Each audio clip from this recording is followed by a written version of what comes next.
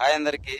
ఒక తాగబోతు భర్తతో బతకవచ్చు, ఒక తిరగబోతు భర్తతో బతకవచ్చు, ఆఖరికి కసాయి భర్తతో కూడా బ్రతకవచ్చు. కానీ అనుమానం ఉన్న భర్తతో మాత్రం బతకలేరు. ఎందుకంటే దినదినం గండం నూరేండ్లు ఆవిసి కోరుతూ ఉంటుంది. కాబట్టి బాగా గుర్తుపెట్టుకుని మిత్రమా, అనుమానపు ఉన్న భార్య కావచ్చు, భర్త కావచ్చు, వీళ్ళు మాత్రం ఈ జీవితాంతరము ఒక ఎదలో గాయం మాదిరి ఉంటుంది.